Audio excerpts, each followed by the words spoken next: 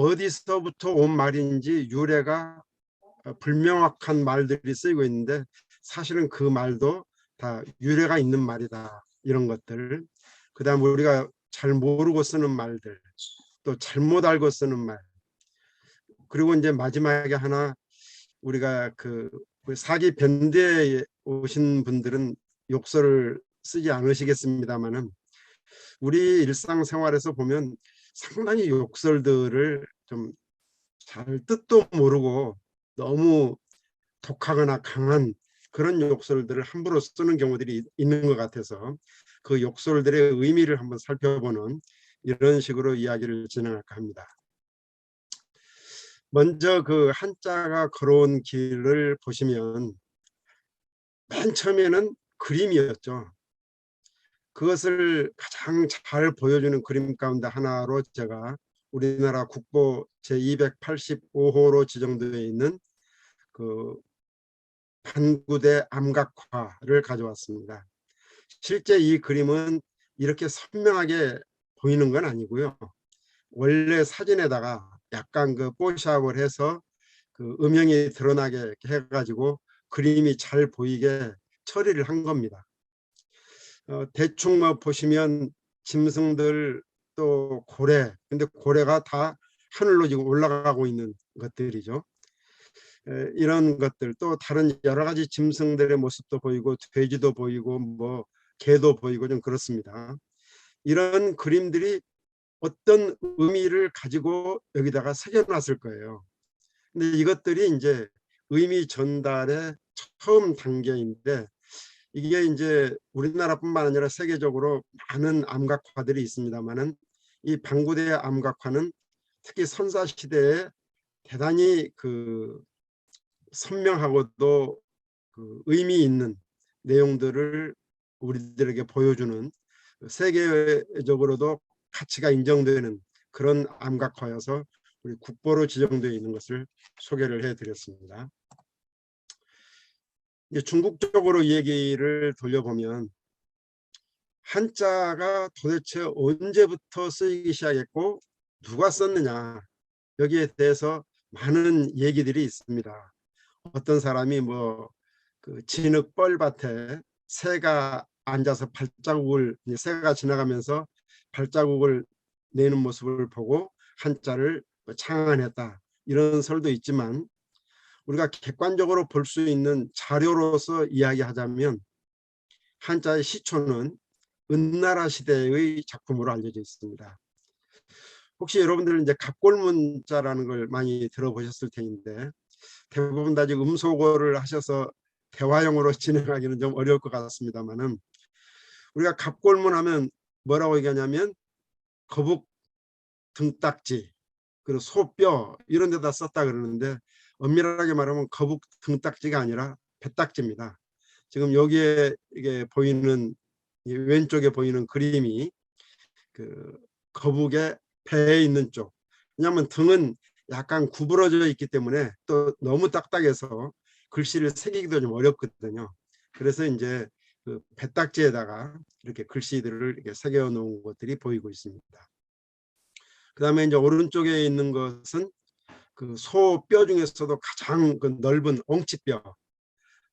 여기에다가 이제 글씨를 새겨 놓은 모습이 보이고 있는데 이게 아직까지 그 자료로서 볼 수 있는 한자의 가장 오래된 모습입니다. 그런데 이 한자가 어디서 출토된 거냐면 은나라 시대의 옛터에서 이게 출토가 되어 있는 거거든요.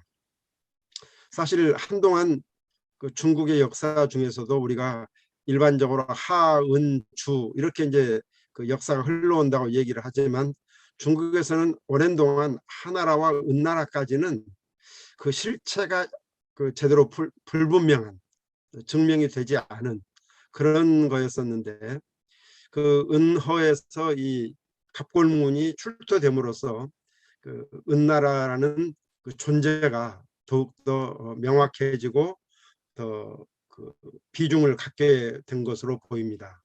근데 이 은나라가 상당한 그 여러 지금까지 논의된 바를 종합하면 동이족들이 세운 나라다.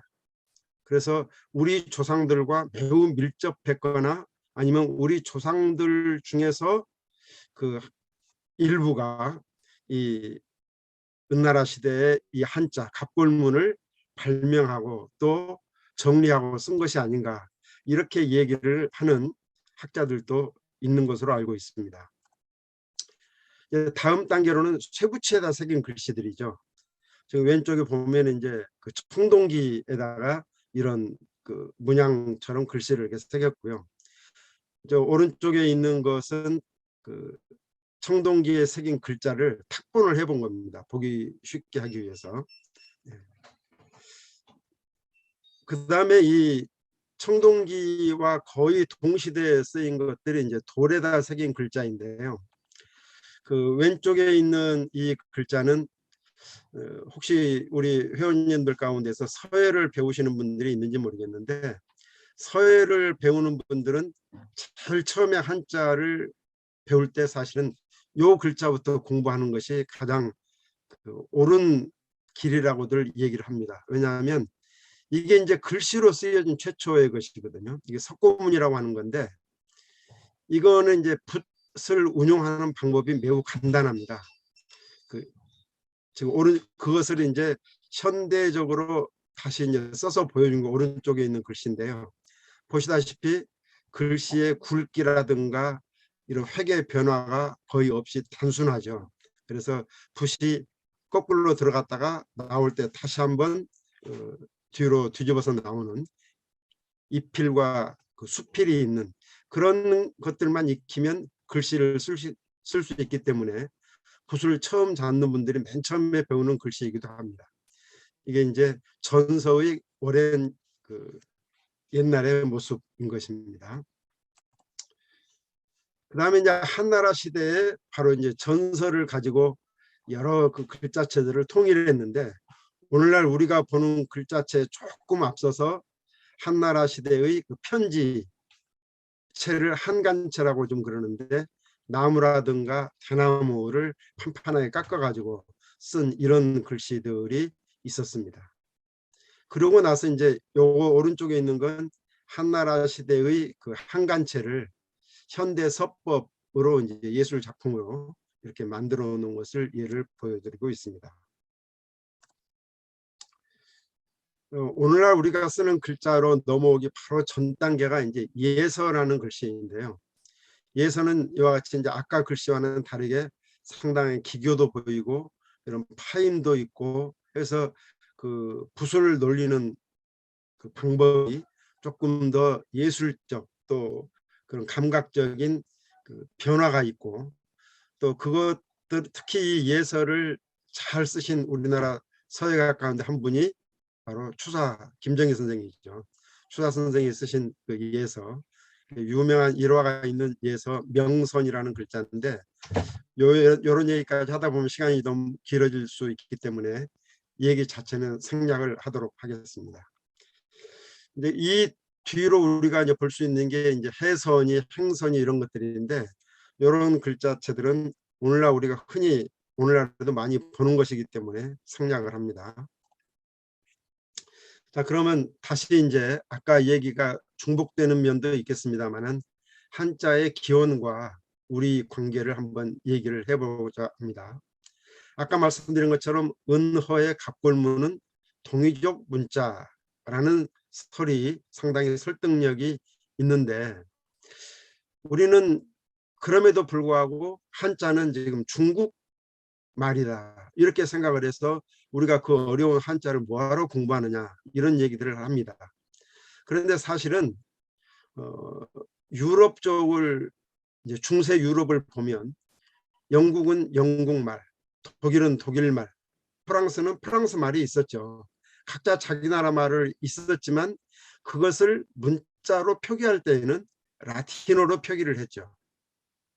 그런 것처럼 우리 동양에서는 일본말, 조선말, 중국말이 다 각각 따로 있죠.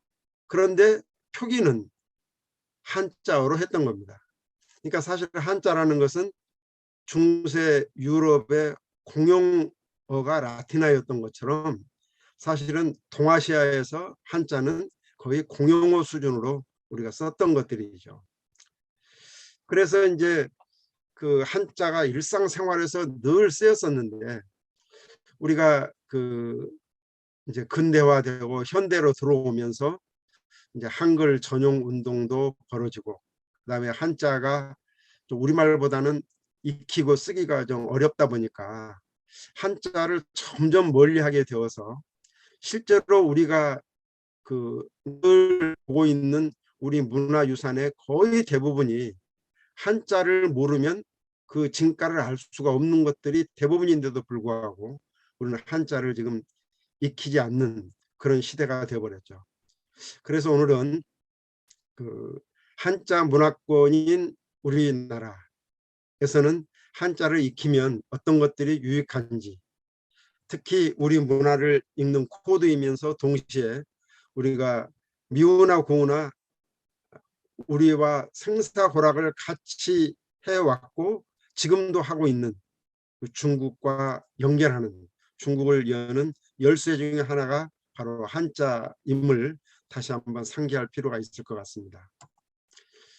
자, 한자 얘기는 뭐냐면 첫째는 한자를 보면 뜻이 보인다는 거죠.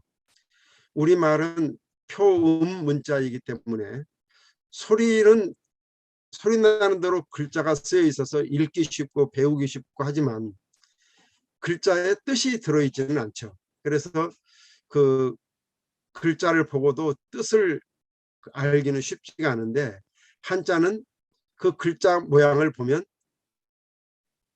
뜻을 알 수 있는 것들이 대부분이죠.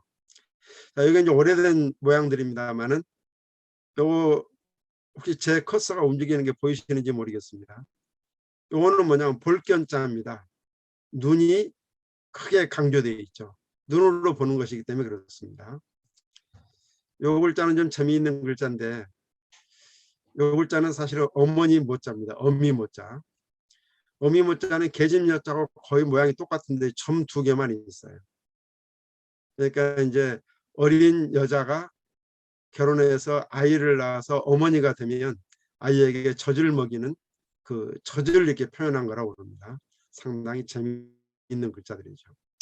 근데 이런 그림 문자를 우리는 뭐 3000년 전, 5000년 전 그런 선사시대라든가 그런 2000년 이상의 오래된 그 시대에만 썼던 걸로 생각하는데 사실은 아니죠. 오늘날에도 그림 문자가 쓰고 있죠. 이런 그림 문자 보시면 금방 어떤 용도로 쓰였는지 뭐를 의미하는지 아실 겁니다. 이것 말고도 교통 표지판이라든지 여러 곳에서 그림 문자가 오늘날에도 쓰이고 있음을 볼 수가 있습니다. 한자를 알면 문화가 보이죠. 우리가 그 백성민자, 국민하고 민자를 많이 쓰는데 이 민자의 유래를 살펴보면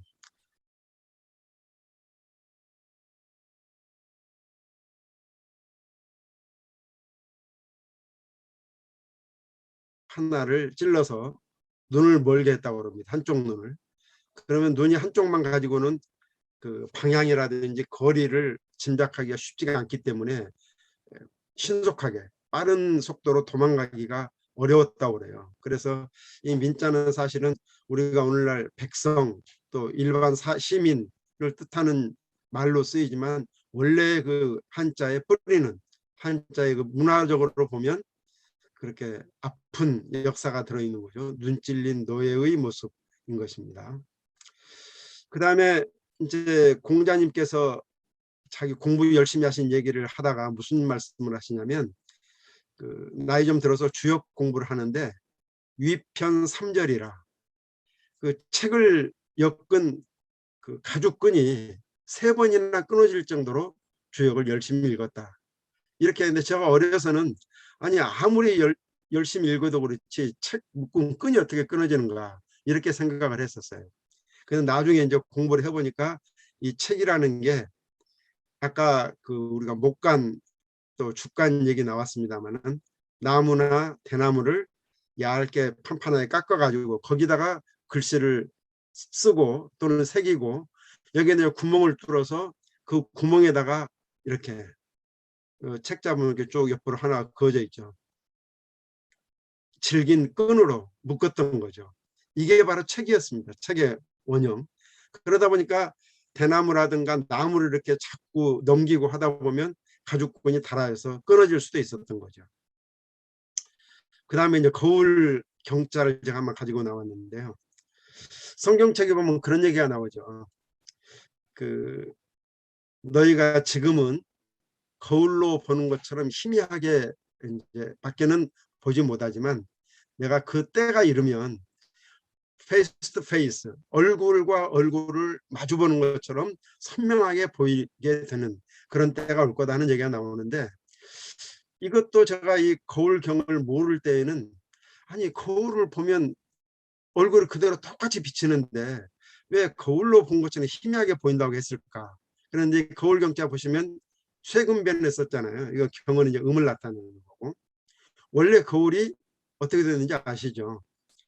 쇠, 청동기를 망치로 이제 납작하게 두들긴 다음에 그걸 여러 번 문질러서 반짝반짝하게 광을 낸 다음에 얼굴을 비춰본 거죠. 그런데 그때 당시 기술로 그 쇠로 만든 거울은 아무리 잘 만들었어도 상을 또렷하게 보여줄 수가 없었던 거죠. 그런 그 역사적 배경을 놓고 성경을 읽어야 비로소 이제 그 의미가 나오는 거죠. 죄송합니다. 뒤로 돌려야 되는데 그 화살표 왼쪽 거 예, 누르시면 됩니다. 예, 백스페이스로 했습니다. 그래서 이제 됐고요. 그 다음에 천자문 얘기를 좀, 죄송합니다. 천자문 얘기를 좀 할까 합니다. 천자문을 우리가 어렸을 때 누구나 다 이제 배우는, 옛날에는 그런 걸로 생각을 했는데, 사실은 이 천자문이야말로 굉장히 어려운 한자 책입니다. 이 천자문에는 굉장히 재밌는 이야기들은, 제가 이제 사진을 하나 첨가를 했는데요. 이 천자문을 사실 보면 한자 옆에 그 사람 이름이 써 있어요. 근데 사람 이름이 다 다릅니다. 이건 뭐냐면 어린아이가 태어나면 이 천자문 이제 공책을 만들어 가지고 이 공책에다가 1000명에게 가가지고 한 글자씩을 부탁을 하는 겁니다. 이번에 우리 손주가 태어났는데 우리 손주에게 당신 글씨를 가지고 천자문을 가르치려고 합니다. 그래서 1000사람이 한 글자씩 써서 만든 천자문이 바로 이런 겁니다. 그만큼 천자문은 우리나라의 그 아이들 교육과 굉장히 밀접한 관련이 있는데, 사실 이 천자문을 그 뜻을 헤아리자면 굉장히 어려운 글자고요. 어려운 책이고요.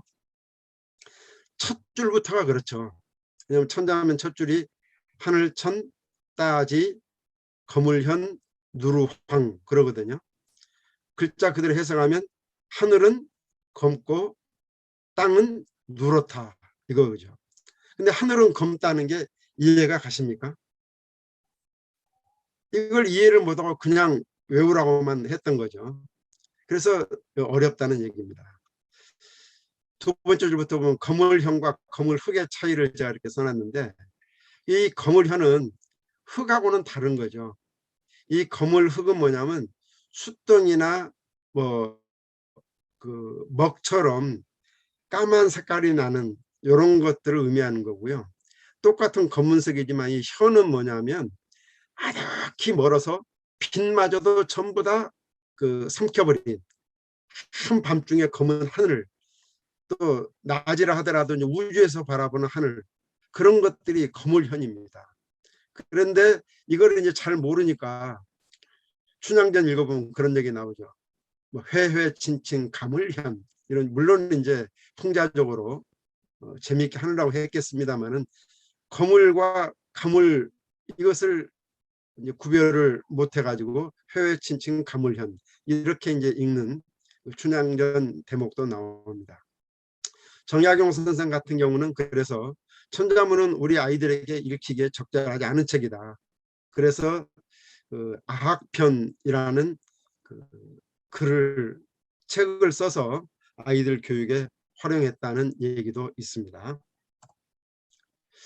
자, 이제부터 그럼 본론이라고 생각하고 우리가 쓰는 한자어들 몇 개를 좀 살펴보도록 하겠습니다.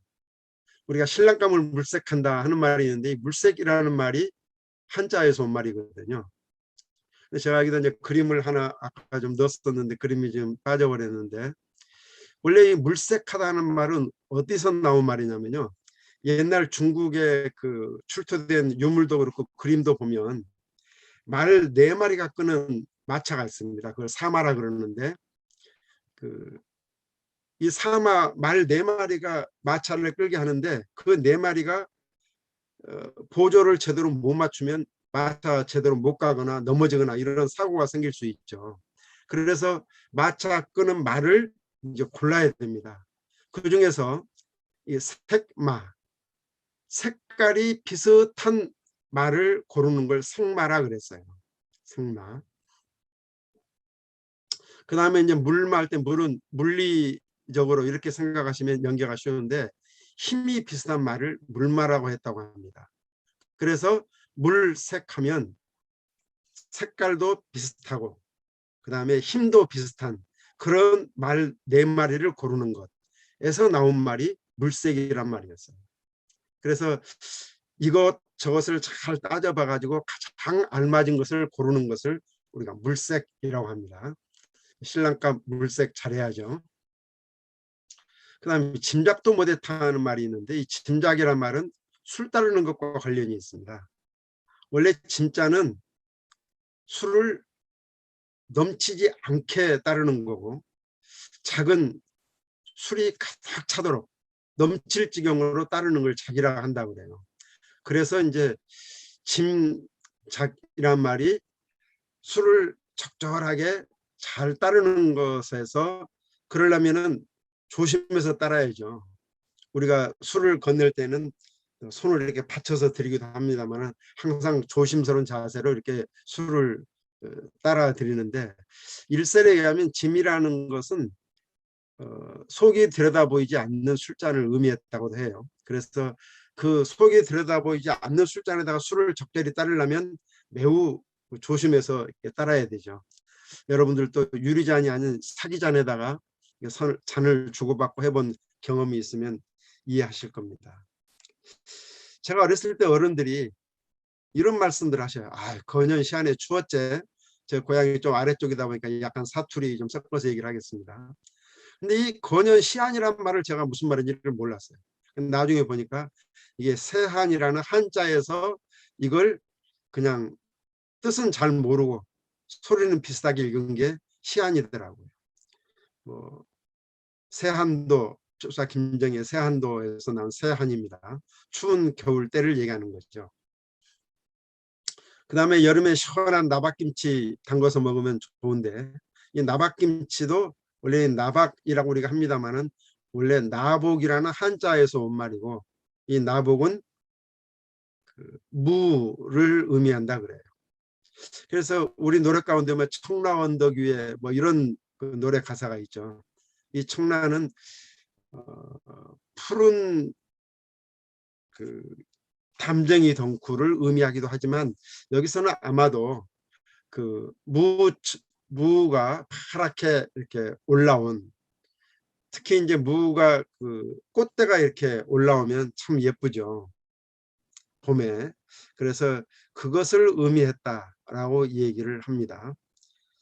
호리병도 호로박이라는 그 박 모양에서 박이 보면 한쪽 손잡이를 할 수 있고 이렇게 물이나 술을 뜨는 2번 동그란 그런 박이 있죠. 호로박이라고 그러는데, 여기서 이제 호리병이 나왔고요. 좀 이따 다시 한번 얘기하겠습니다만은, 배추는 한자어 백체에서, 부추는 구체에서, 상추도 상체에서 이렇게 나온 말인데, 우리가 요즘은 이제 배추나 부추, 상추는 우리말처럼 쓰여서 한자에서 온 줄도 모르고 이렇게 쓰고 있는 단어들입니다. 유래가 있는데 유래를 모르고 자칫 잘못 쓰기 쉬운 말 중에 한두 개 좀 골라봤는데요. 우리가 그 산수갑산이라는 간혹 식당 간판들을 보게 됩니다. 산수갑산 그러는데 원래 산수갑산이 아니고 삼수갑산이죠. 뭐냐면 지금 조선시대 때 그 죄인들을 귀양을 보내는데 아주 중죄인들은 멀리 보냈죠. 제주도나 저 함경도 끝까지 보냈는데 그 백두산 밑에 있는 곳의 땅 이름이 삼수와 갑산이라는 곳이 있습니다. 그러니까 한번 갔다 오면 뭐 호랑이 밥이 되거나 가고 오고 가는 길에 다치거나 해서 돌아오기가 어려웠던 길인 것 같아. 그래서 삼수갑산으로 떠나게 되면 밥이라도 한 끼 든든히 먹고 가야 되다 보니까 삼수갑산을 가더라도 밥이나 먹고 가자 뭐 이런 얘기가 나왔는데 우리가 산수갑산으로 잘못 쓰는 경우가 많아서 한번 가져와 봤고요. 그 다음에 이제 흥청망청 논다 이런 표현이 있는데 원래 이 흥청망청 중에서 이 흥청이 원래 유래가 있는 말이죠. 그 아시다시피 연산군이 그 주색에 빠져서 정사를 그르쳤다 그러는데 한창 그런 그 주색에 빠질 때 흥청이라는 곳을 세워서 여기에 전국에서 그 노래 좀 잘하고 잘 노는 그런 여자들을 뽑아 올렸다 그러죠. 그러다가 이제 나라가 망하게 되니까 시정에서 흔히 얘기하기를 흥청 하나 가지고 얘기하기가 그 리듬이 잘 안 맞으니까 흥청망청 놀다가 망했다. 이런 식으로 해서 망청이라는 말을 잊지 않은 말을 흥청에다가 붙여가지고 흥청망청 이렇게 쓰이게 됐다고 합니다. 어영부영이란 말도 좀 유래가 있는 말인데 이제 비영은 붙임말이고요. 어영이라는 게 조선 시대에 오늘날로 말하자면 뭐라고 할까요? 뭐 청와대를 경비하는 뭐 백일 경비단인가 그런 그 경찰 또는 군대 같은 게 어영이죠. 그래서 당시 군인들 중에서도 가장 정예 부대를 끌어서 이제 뭐 오늘날 같은 수방사, 수도방위사령부 이런 것들을 만든 게 어영이라는 그 군대인데 그 어영이 조선 말기에 이르면 정부에서는 급료도 제대로 주지 않고 또 서양에서 새로운 무기가 총 같은 무기가 들어오고 하면서 이 어영이 군대 같지도 않은 오합지졸로 된 거죠. 그래서 이건 군대도 아니다 라는 뜻으로 비영이라고 써서 어영 비영 여기에서 나온 말인데 쓰다 보니까 어영부영 이렇게 말이 변해서 오늘날 유래가 있는 줄 모르고 쓰이는 말이 됐고요. 좀 연세 드신 분들은 이비야 이 말을 혹시 아실는지 모르겠어요. 어른들이 애들이 투정을 벌이거나 말 안 듣고 울 때 이비야 온다 뭐 이비야가 잡아간다 이런 얘기들을 썼는데 이 이비야가 가슴 아픈 그 유래가 있는 말이죠.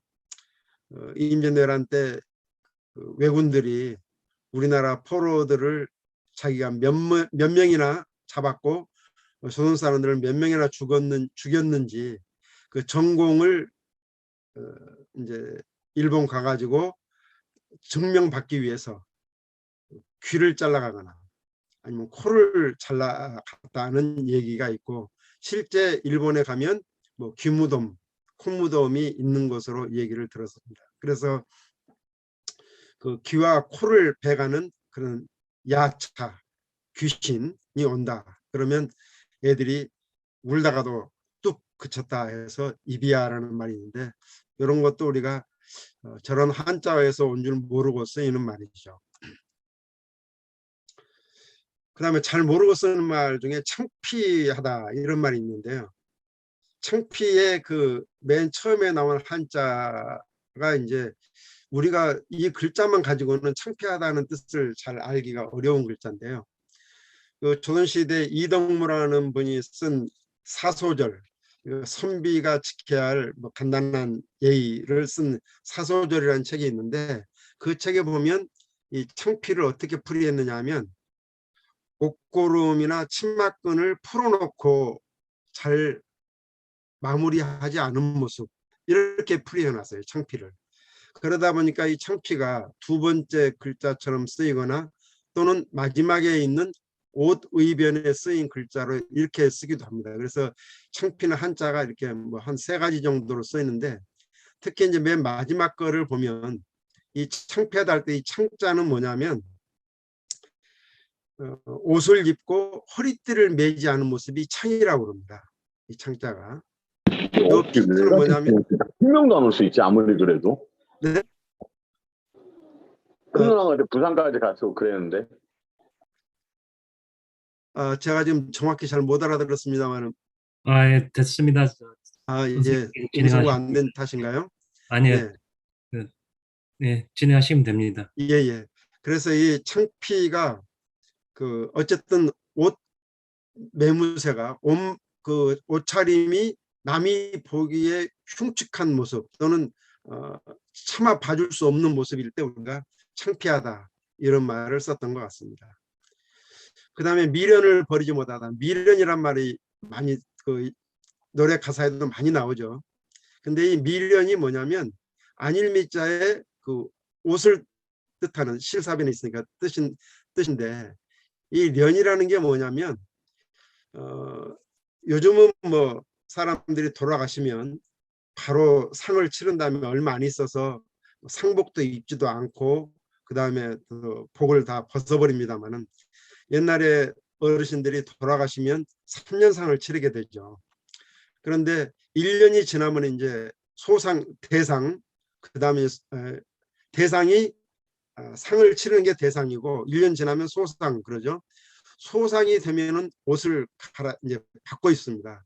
그때 입는 옷이 련이라고 그래요.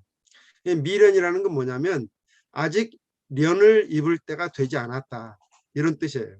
그러니까 무슨 얘기냐면 돌아가신 분의 정취나 흔적이 1년이 안 됐기 때문에 아직도 눈에 선하다 이거죠. 그래서 잊혀지지가 않는다. 이런 뜻으로 쓴 말이 미련입니다. 아직 연복을 입을 때가 되지 않았다. 여기에서 온 말인데 이제 한자 그 뿌리는 우리가 잊어버리고 우리말처럼 쓰이고 있는 겁니다. 흐지부지되다 이런 말도 있는데요. 우리는 휘지비지에서 온 말이라 합니다. 원래 휘라는 것은 뭐냐면 돌아가신 분의 그 이름자를 함부로 부르지 않기 위해서 특히 자기 조상들의 경우 그다음 휘라는 글자를 썼죠. 그 다음에 임금님이 쓰시는 임금님의 이름자 이런 것도 휘했죠. 또 휘하고 거의 똑같은 말이 비입니다. 이게 감춘다 또 뭐 비밀로 하다 이런 뜻이니까.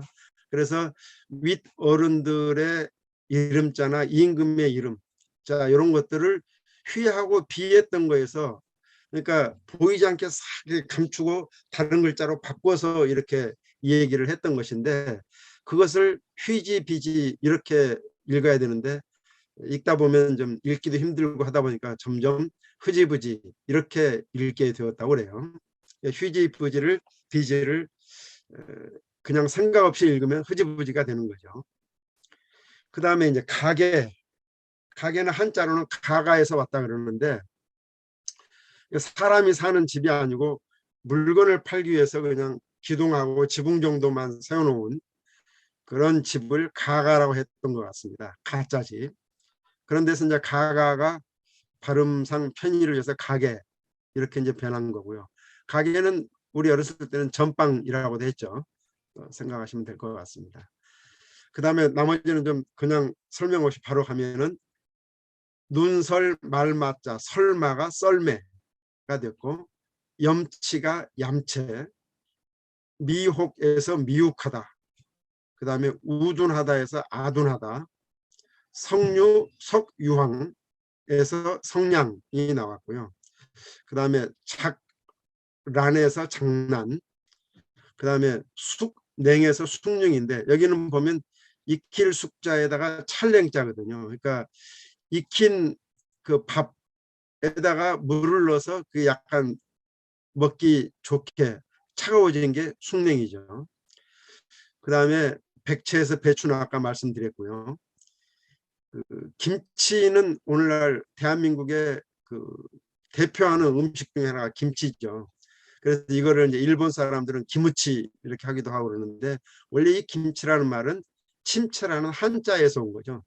침체가 김치 이렇게 됐다가 김치로 변했는데 그러면 김치는 중국어에서 온 말이니까 우리말이 아닌 것이 아니냐 이렇게 생각할 수 있는데, 오랜 세월 동안 우리말로 김치로 되었고, 사실은 중국 사람들이 먹는 그 바오차이하고 우리 김치하고는 완전히 좀 다릅니다. 그 만드는 방식도 다르고 또 고춧가루 넣어서 먹는 것도 다르고, 그래서 김치는 어쨌든 우리나라의 대표적인 그 음식이고요. 사실 이 김치라는 말이 침치라는 한자에서 왔지만 그보다 더 원래 우리말에 있었던 것으로 보입니다. 그래서 고려시대 언어를 그 조선시대에 정리해놓은 책을 보면 그 겨울에 담가 먹는 김치를 겨살디히라고 읽었던 것이 문헌에 나오고 있습니다. 이 디히를 오늘날식으로 읽으면 지인데요. 지는 오늘날에도 쓰이죠. 그래서 짠지, 무지, 배추지 이렇게 그 전미사처럼 쓰이는데 원래 이 말 자체가 그냥 쓰이기도 합니다. 저희 어렸을 때 어르신들이 그 초겨울에 인사 가운데 하나가 뭐냐면 어이 자네 지 담갔는가? 이렇게 묻거든요. 그럼 김장했는가? 이런 뜻이었어요. 그러니까 이 김치의 원래 우리 모습이 디히, 줄여서 지라는 게 있었던 것 같습니다. 이게 서랍도 우리가 혀 설자에다가 이제 앞자인데 혀를 넣었다 뺐다 하는 것처럼 서랍 그 빼다지가 서랍 그 물건 넣는 게 넣었다 뺐다 하는 거기 때문에 서랍이라는 것이 나왔던 거죠. 우리가 잘못 알고 쓰는 말도 좀 몇 개 소개하고자 합니다. 우리가 영계백숙이라는 말을 쓰는데요. 원래 영계는 한자를 그 젊은 또는 어린 닭 이렇게 생각해서 영계로 이렇게 쓰는 것 같은데, 사실은 원래 연계에서 나온 말입니다. 아직 그 오래되지 않은 닭으로서 고기가 연하기 때문에 연계라고 했고요. 그 연한 닭을 쓰기 때문에 연계백숙인데, 이걸 연계백숙이라고 하는 그 잘못 썼을 뿐만 아니라 오늘날 이 연계라는 말이 좀 비속어로도 쓰이는 경우가 있는데 요즘 좀 조심해야 될 말이죠. 쑥맥이란 말도 있죠. 저런 쑥맥을 봤나 그러는데 원래 쑥맥은 숭맥에서 온 말이고, 이 쑥맥이 뭐냐면 숭맥불변이라는 말에서 온 거죠. 쑥은 콩을 의미하는 거고 맥은 보리를 의미하는 겁니다. 콩하고 보리도 불변, 서로 그 구별하지 못한다, 이런 뜻으로 매우 멍청한 사람을 뜻하는 말이었습니다. 그 다음에 아이고 주책이야 이런 말도 있는데, 주책이라는 것을 우리가 술 먹고 뭔가 잘못을 해서 생기는 책임해서 주책 이렇게 생각하시면 안 됩니다. 원래 주착으로서 주착이라는 것은 뭐냐면 주인 주자거든요. 뭔가 주인이 착오가 있다는 얘기인데, 직설적으로 하면 무슨 뜻이냐면 해야 할 일과 해서는 안 될 일을 구별을 못하고 계속 실수하는 때 우리가 주책이 없다 이렇게 이야기하는 거죠. 그러니까 주책이 원래는 있으면 그렇게 안 하는데 주착이 없으니까 자기 줏대 없이 이랬다 저랬다 하고 해야 될 일 안 해야 될 일 구별을 못하는 거죠. 그래서 주책 없는 사람들이 하는 일들을 보면 우의독경, 쇠기의 경리기, 독불난군, 자기 혼자서 잘났다고 하는 거, 그다음 안하무인, 눈에 뵈는 게 없죠. 안하에 눈 아래에 사람이 없다, 눈에 뵈는 게 없다. 마이동풍, 말 귀에 동쪽 바람, 그러니까 전혀 다른 사람의 말귀를 못 알아듣고 자기 멋대로 행동할 때 하는 말이죠. 그 다음에 계란유골이라는 말도 있는데, 계란에 뼈가 있을 수가 없죠. 그래서 고른 달걀을 계란유골이라고 그러는데, 이것과 잘 혼동돼서 쓰이는 말 가운데 언중유골이라는 말이 있죠. 말 가운데 뼈가 있다. 이건 뭔가 좀 풍자하거나 이럴 때 언중유골이라는 말을 쓰는데, 이게 계란유골과 관련해서 황희정선과 고른 계란 얘기가 있는데 좀 약간 억지로 만든 얘기 같아서 여기서 하기에는 좀 그렇습니다만은, 뭐 간단히 말씀을 드리면 황희정선이 오늘날 우리가 알고 있는 것처럼 그렇게 청빈하기만은 않았던 것 같은데 어쨌든 세종께서 그 황희정승이 참 너무 어렵게 산다는 얘기를 들으시고 하루는 오늘 남대문으로 들어오는 물건들은 다 황희정승 댁으로 좀 보내드리라 이렇게 얘기를 했다고 그러는데 그날따라 아마 하루 종일 비가 내렸나 봅니다. 그래가지고 비가 내리면 옛날 수레가 움직일 수 없으니까 물건이 안 들어오는데 어떻게 저녁 무렵에 겨우 누가 이렇게 손으로 들고 계란 한 꾸러미가 왔다는 거죠. 그래서 이제 그걸 황희정승 댁에 갖다 드렸는데 먹으려고 봤더니 고른 계란이었다. 아마 이 뼈 골자하고 그 골았다는 이 골자하고 의미 비슷한 데서 이런 얘기를 후대에 지어낸 게 아닌가 싶은 생각이 들어요. 약간 억지성 얘기입니다. 마지막으로 욕설을 하지 말자는 뜻으로 욕설을 좀 알아보는 시간을 가지려고 합니다. 경을칠놈 이런 얘기들을 요즘 젊은 사람들은 뭐 안 할지도 모르겠어요. 옛날 어른들이 간혹 그런 얘기 했어요.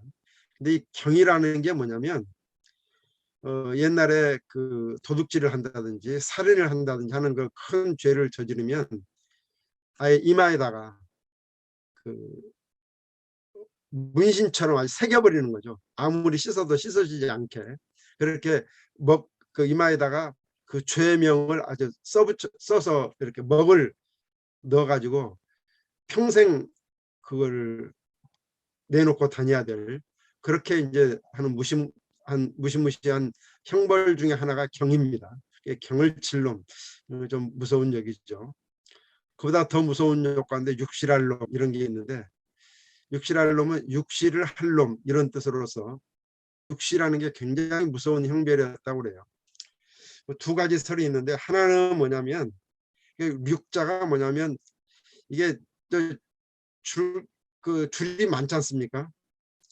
갈기갈기 찢어 죽이는 형벌이 육시라고 그래요. 육시.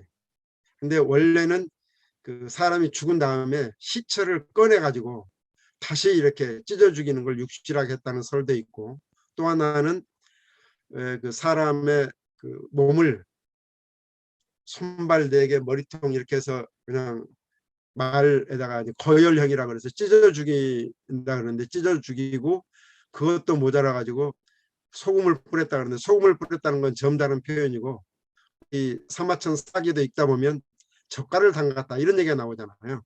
사람을 젓갈을 담갔다. 바로 이게 육시입니다. 육시. 요 육시하고는 좀 다른 것 같아요. 6가지 살해 방식하고는. 그 다음에 급살 맞을 놈 이렇게 하는데 이 살자가 급살 위에 거하고 이제 비슷하게 생겼는데 살이 뭐냐면 참 살이 꼈어 이런 얘기 하죠. 그러니까 옛날 어른들이 이제 그런 말씀하셔서 무슨 얘기를 하냐면 아이들하고 장난치다가 툭 쳤는데 넘어져서 사람이 죽는 경우도 생겨요. 많이 맞아도 사람이 쉽게 죽지 않는데 그럴 때 우리가 살 맞았다 이런 얘기를 어른들이 합니다. 이 살이라는 게 뭐냐면 그 귀신이 사람에게 씌우는 나쁜 기운을 살이라 한다 그래요. 근데 그 중에서도 급살은 오늘날로 말하자면 뭐라고 할까 심장마비로 죽는 걸 이렇게 생각하면 될 것 같습니다. 급살. 그 다음에 이제 연병할 놈 이런 욕들도 많이들 쓰는데 이 연병이 뭐냐면 장티푸스입니다. 근데 이 장티푸스인데 이걸 옛날 어른들은 장질부사 그랬는데요. 장질부사 하니까 저 잘 몰랐는데 장티푸스 하니까 알겠더라고요. 장은 창자 내장을 얘기하는 거고 티푸스는 그 서양에서 들어온 말이죠. 그런데 중국 사람들이 장은 한자어로 번역을 하고 티푸스는 의미 비슷한 가차어로 쓴 거죠. 그래서 장질부사를 우리가 한자를 한국식으로 읽으면 질부사지만 중국식으로 비슷하게 읽으면 티푸스 이렇게 아마 읽었던 것 같아요. 그래서 장티푸스를 한자로는 장질부사 이렇게 얘기를 하죠. 이게 굉장히 옛날에는 그 치사율이 높았던 무서운 병이었었죠. 그리고 그 고열을 앓다 보면 머리도 빠지기도 하는데 아주 심한 욕가운데는 그런 것도 있습니다. 연병도 못하고 머리 빠져 죽을 놈 뭐 이런 그 욕도 제가 본 적이 있습니다. 그 다음에 이제 병신 육갑하네 이런 것들 쓰면 안 되는 욕 중에 하나인데 사실은 이게 병신이 육갑을 외워 뭐 이런 데서 온 말이 아닌가 싶은데 오늘날에는 뭐 육갑 외우는 사람이 없습니다만 옛날 어른들은 이렇게 손가락 짚어가면서 육갑들 많이 했죠. 그래서 갑자, 울축, 병인, 정묘 이렇게 쭉 나가다 보면 이게 60개죠. 그래서 이제 육갑이 되는 건데 중간에 병신이라는 이제 간지가 나오는 거죠. 그 다음에 이제 마지막은 임술, 개해 이렇게 이제 육갑이 60갑자가 끝나는데 이 병신 육갑도 모르냐 이렇게 해석할 수도 있고 이 좀 장애인이나 좀 모자란 사람들을 얕잡아 부르는 오늘날 쓰면 안 되는 말 중에 이 병신인데 이거하고 의미 같다 보니까 병신 육갑하네 이런 말들로 써서 뭔가 좀 잘 모자란 사람들을 비하하는 말로 쓰지 않았는가 이런 생각이 듭니다. 오늘 제 얘기는 여기까지 하고요. 제 시간을 제가 확실히 확인을 못했습니다만은 남은 시간 동안은 우리 회원님들과 함께 좀 한자와 한자어의 얽힌 이야기들을 서로 주고받다 보면 더 좋지 않을까 싶어서 그렇게 좀 진행하면 어떨까 싶습니다. 오늘 제 말씀은 여기까지 일단 마무리를 하겠습니다.